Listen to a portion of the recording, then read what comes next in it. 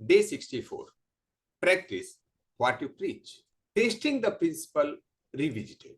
इसका तात्पर्य यह है कि जो भी चीजें आप दूसरे को सिखाते हैं उस पे खुद को अमल करना चाहिए।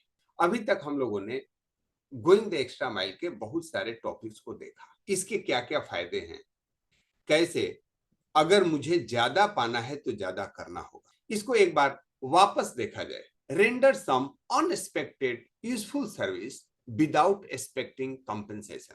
गोइंग एक्स्ट्रा माइल का जो सबसे पहला प्रिंसिपल है, आप उन कार्यों को जो दूसरे के लिए यूजफुल हो और अनएक्सपेक्टेड हो करते हैं, इवन बिना यह सोचे हुए कि आपको वापस में उसके बदले में क्या मिलने वाला है। Render this service with A present mental attitude.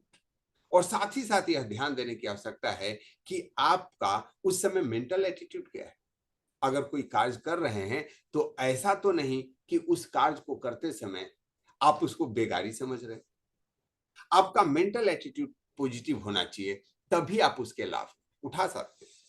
नहीं तो कभी कभी हम क्या पाते हैं कि लोग मेहनत तो खूब करते हैं लेकिन मन ही मन कूढ़ते रहते हैं, अरे मैंने एक्स्ट्रा किया, मुझे इसके बदले कुछ नहीं मिला।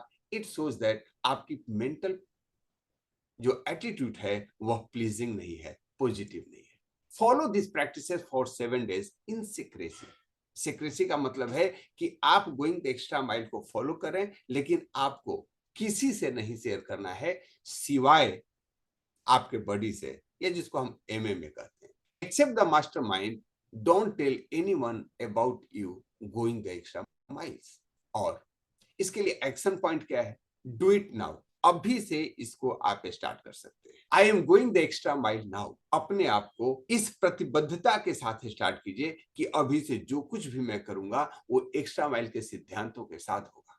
I believe in the principle of going the extra mile, therefore I am giving this opportunity to you and offering an exclusive one-to-one call for 10 minutes with me.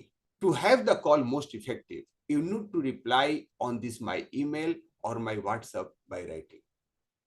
अगर आपको आप में से किसी को भी वन टू वन सपोर्ट की जरूरत है तो आप एडवांस में कॉल बुक कर सकते हैं और आप अपने फ्यूचर के बारे में, अपने प्लान के बारे में, अपने गोल के बारे में डिस्कस सकते हैं। I am here to support you. Mention a sample 3-point agenda for the call.